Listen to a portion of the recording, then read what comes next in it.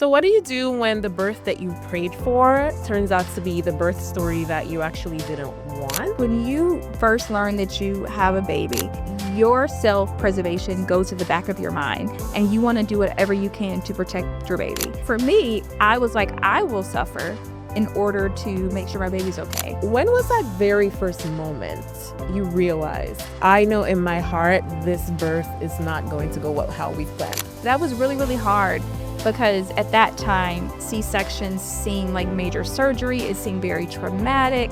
I'm a Black woman. I realized he was scared, but he didn't want to show that fear to me because two people can't be scared. There's so much unnecessary pressure put on pregnant women. Where I was like, I'm not carrying this guilt anymore. I have to navigate my own fear. I can't navigate you all's. So you take that up with your God. I can't. When you don't know the God of your present, you don't forget the God of your past. And I judge God by the seasons of my life. And they told me that parenthood is pivothood. So you are going to feel broken, and that's okay.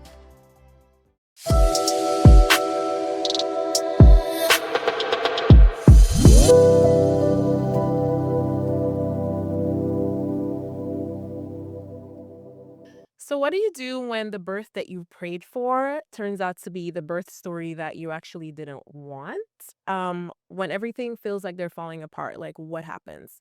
So we're gonna get right into it. Welcome back, everyone, to another episode of Woman Word with your host, me, Kim Marie.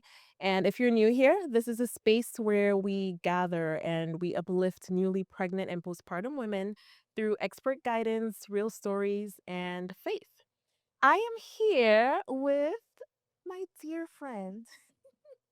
Which, by the way, she's the one that's been like bugging me for years to do this podcast, but she knows how we roll. So I keep telling her it's not time. Like God hasn't released me to do this podcast. So when I told her we're doing this, imagine, just imagine. So I'm here with Mrs. Vanessa Saab. Vanessa is the type A friend because she's a lawyer. But she's a wife, she's a mom, she's a child of God, and she's just walking in the purpose of her life. She's an advocate for MS, which is something that we're going to get right into today. So, welcome, Fee. Thank you. I am so excited to be here. I cannot tell you, like, I can't contain my smile. I am so proud of you. And I just cannot contain how happy I am that this is coming to fruition. And thank you for having me. Oh, God, go. Okay. I need to tissue. This is our life conversation. Thank you for doing this. Like, thank you. Thanks, V. Oh, God. Thank you. I think this is going to be a very emotional episode. Kim was one of my first friends that I met in DC, and she has been there through every milestone of the last 5 years of my life. You have been meeting my husband, marrying my husband, having a baby.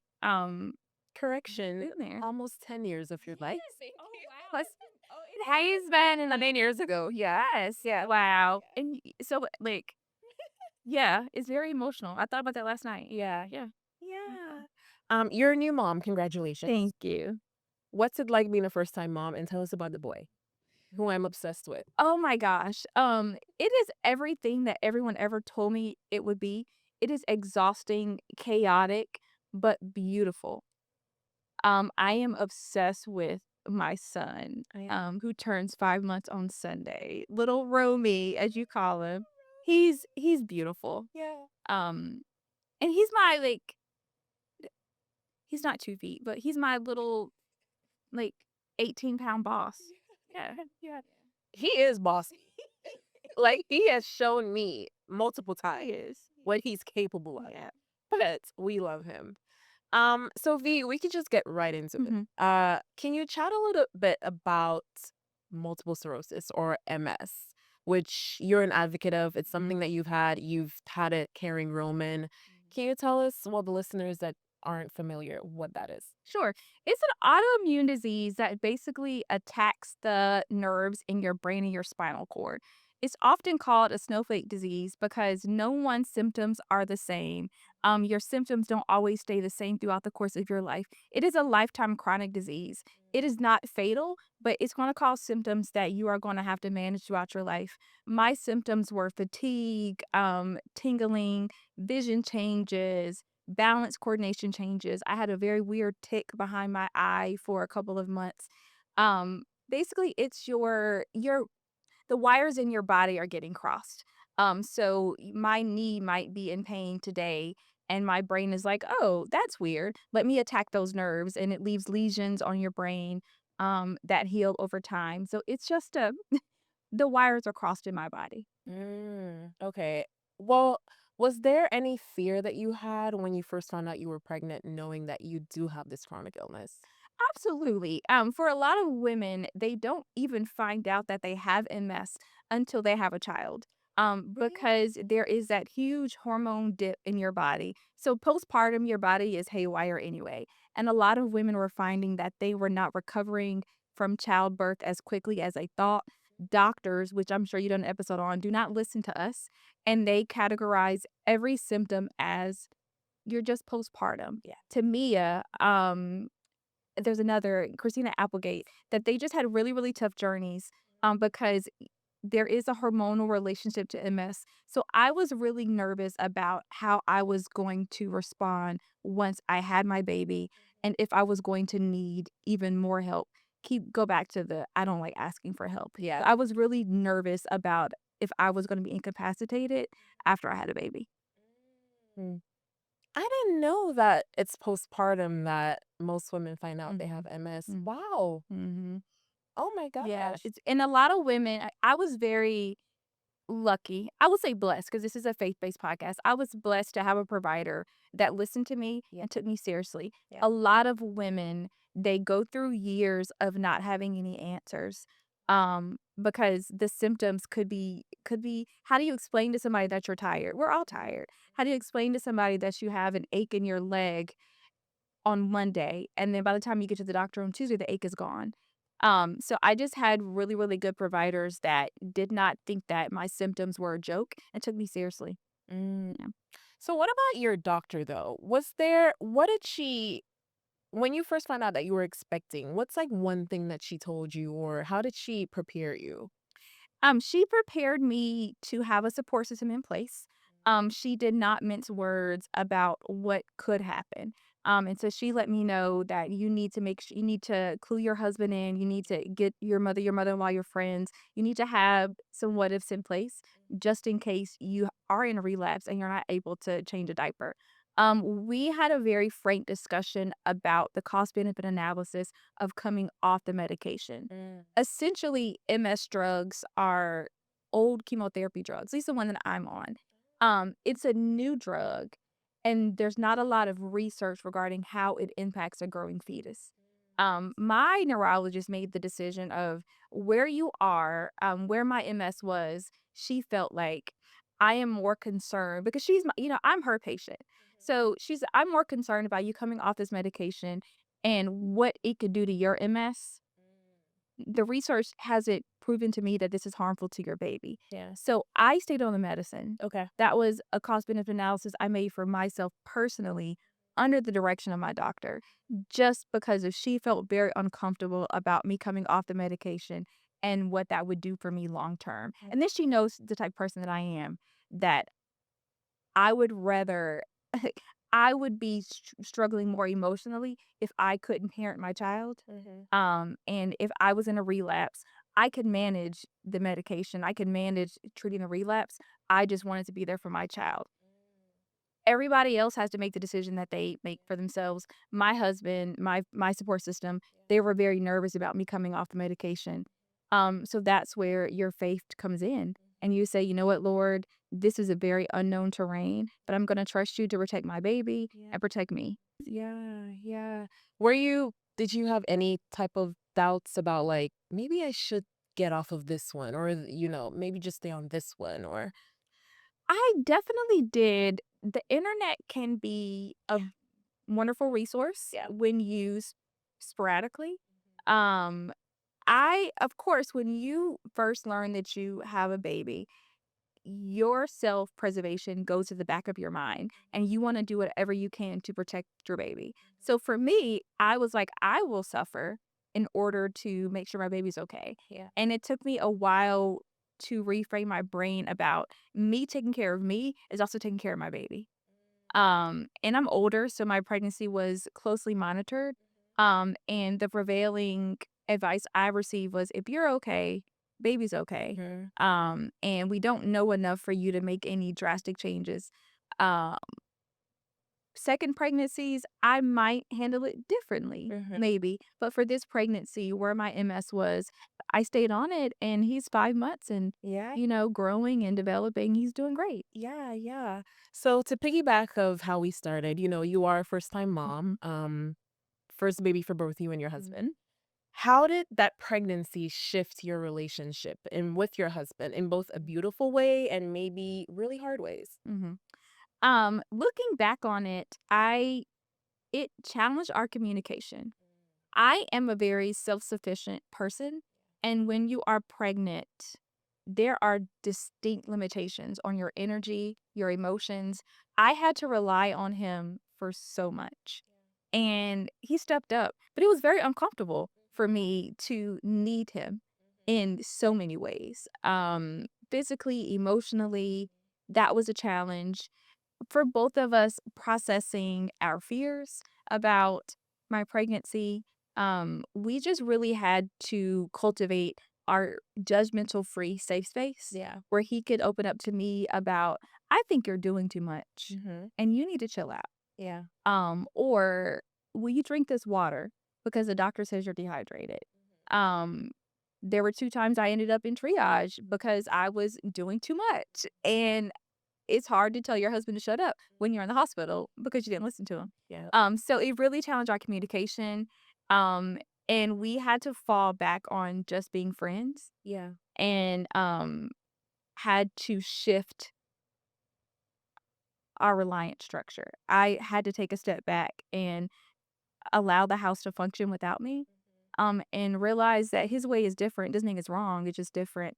And that carried me into postpartum because you can't do much when you're recovering from a C-section. So it definitely challenged our reliance on each other, our faith, our communication. Yeah. Mhm. And what I will say about your husband, and just, spouses that I've worked with, even though they don't know, they ask. So what is this? Like, or she's doing this, or is this normal? They ask. They research. Hey, what this research says this. How do you do this? And this is what I encourage all of our clients, like their partners, their support systems. Ask, Mhm. inquire. Yeah. It's okay. That shows a different level of love, compassion, and care when you do so. Yeah. So I appreciated that.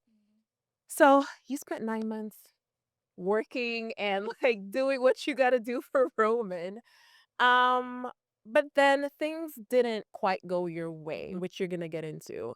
When was that very first moment you realized, wow, this birth isn't going to go my way? My husband probably doesn't even know this, like my family, my do whatever, but I know in my heart this birth is not going to go how we've planned.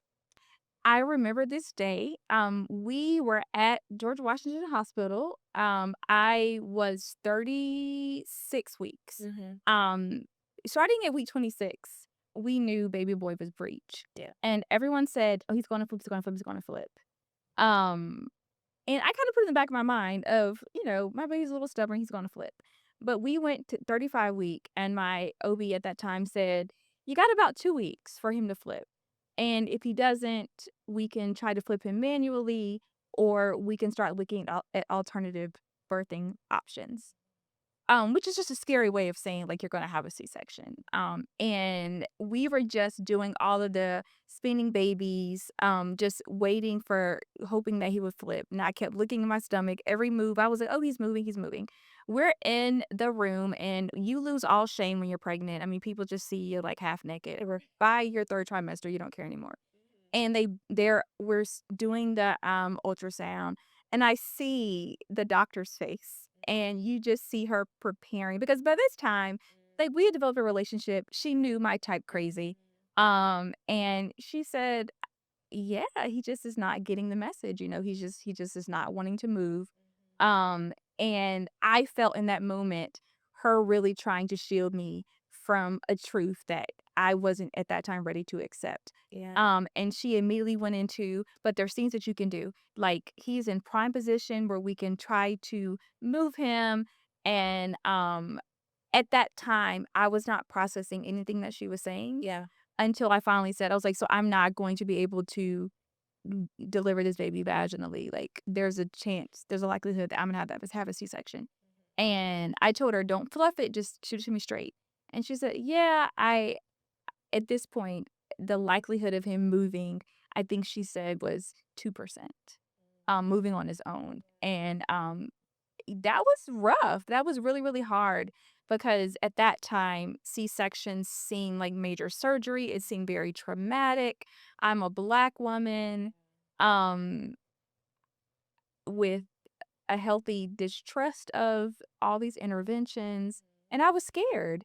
And I remember texting you. I remember walking out of the hospital, kind of feeling like, "Oh, this is a pivot. Mm. How do I handle this?" Yeah, and looking I think I probably look back at that as a moment of like, "Okay, God, I didn't expect this, Mhm. but I know you're not gonna fail me, and I know that you have a plan." I don't see it yet, but I think there's a verse in the Bible that says, "I believe, but help my unbelief." And that's what I felt in the moment, that I know that I'm gonna be okay, Yeah. and I know that you're going to match my feelings with my emotions, and he did. It took a while, but he did. Yeah, yeah. And, we are in a country, where delivering a breech baby is just not the norm for many hospitals, like, that's just across the board. So that's a whole different Mhm. conversation. It is. How did your husband take it? How are you guys processing that together? Because you worked hard. You worked hard to have the vision of what you wanted your birth to look like. And one thing as doulas, we always tell our clients, well, we do at Villa Haven is, we can plan, we can Mhm. do it all. And then sometimes things change. Sometimes baby does their thing or, situations happen. So, how was that processing for both of you guys? What did that look like?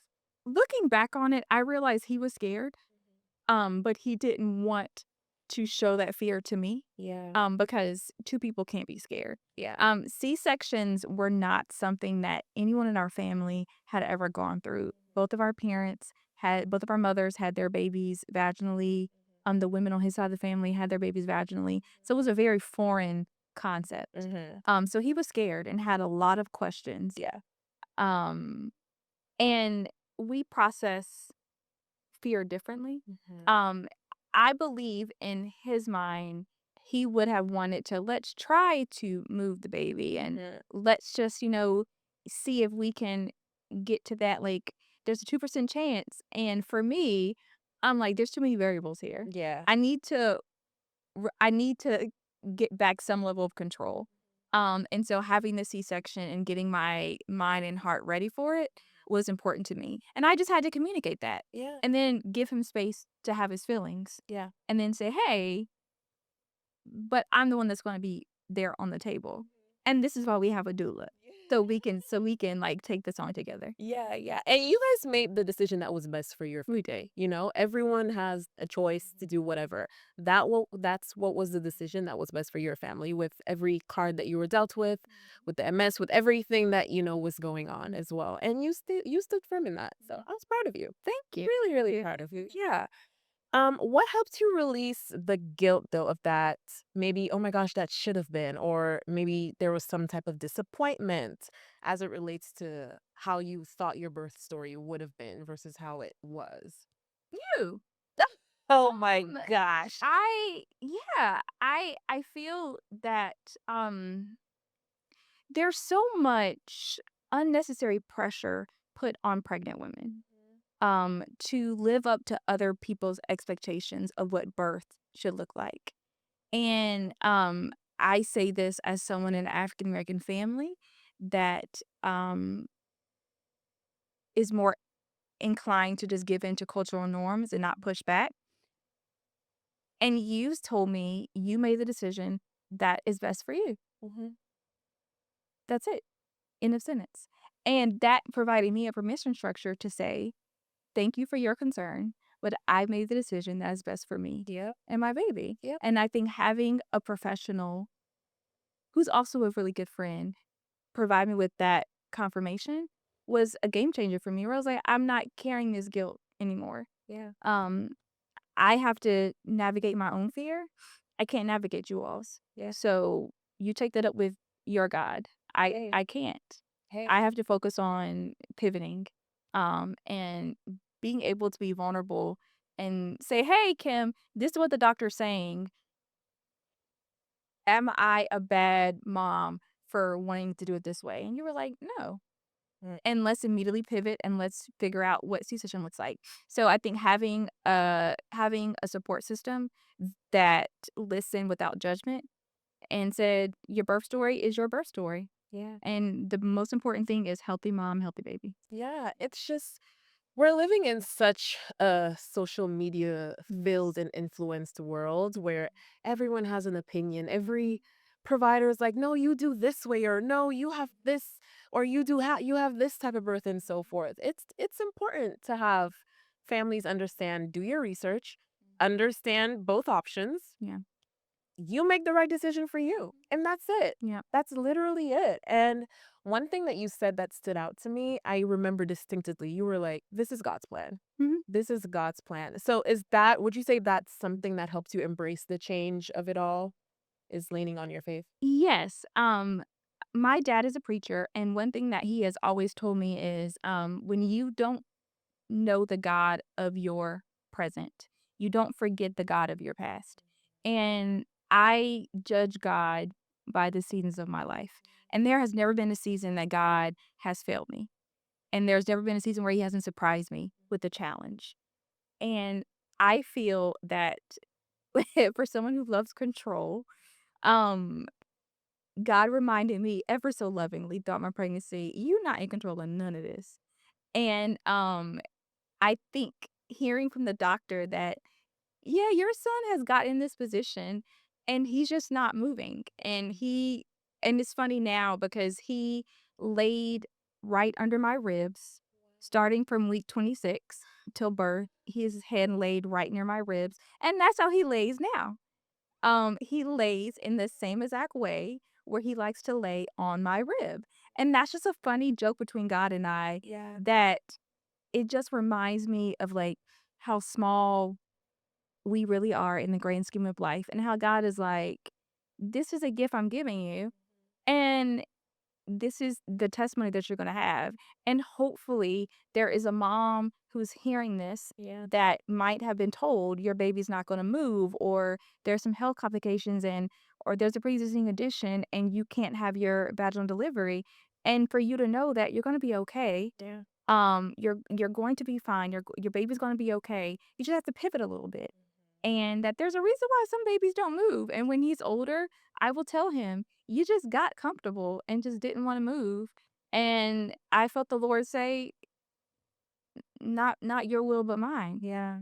And you have to surrender to that. I love that. Yeah. I love that. How did having a doula play a role in that birth and postpartum period for you?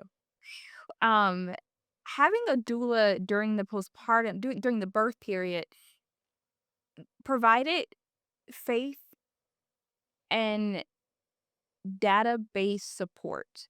I think that on the internet, you have a lot of experts with no credentials providing Yeah. advice that generate fear and misinformation. Yep. So having a doula that was like, "No, that's nonsense," or, "Yeah, that's something that you could try," um, tamp down a lot of the fear of navigating pregnancy as a Black woman.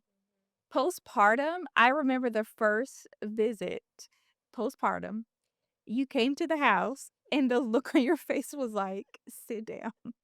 And you were in Sure the did. kitchen talking to my mom and my sister. Oh, sure did. And my husband, you were like, "She's doing too much. Oh, Like, sit down." we had an entire powwow.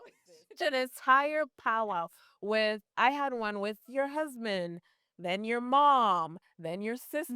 They never told me what you talked about. They never No, to this day, they not. never told I me. was like, so But you this is got what it we're gonna together. do. Yeah, Yeah. yeah. You got me together. This is our Yeah. plan of action.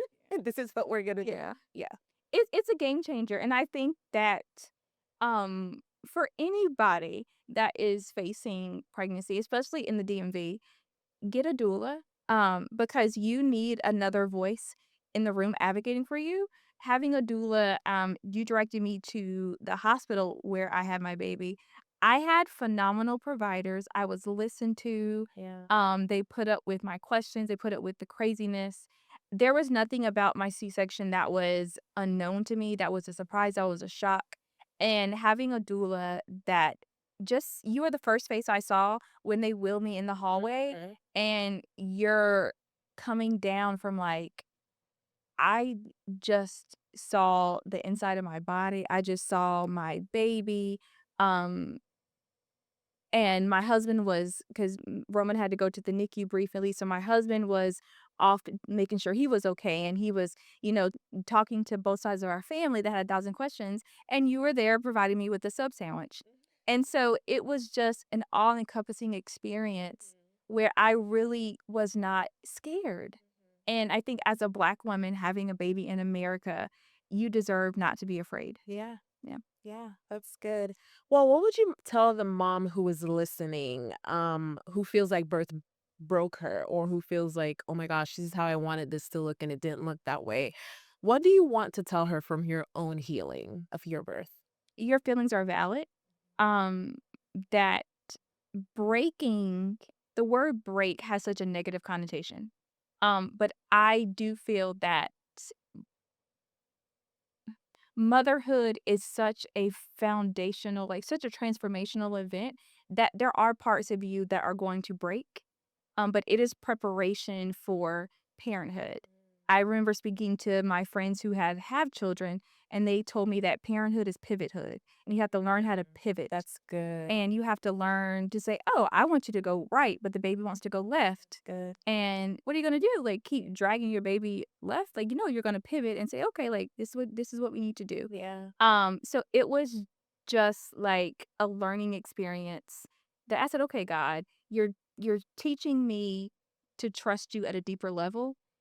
I'm I must am gonna have to have this muscle exercise more as a parent." And I think that birth does a great job of preparing you for parenthood Yeah. because these babies don't do what you want them to do. There's no book. There's no book. Oh my god. And the minute that you get something down pat, then they don't want to sleep anymore. Then they're teething and then their poop looks funny.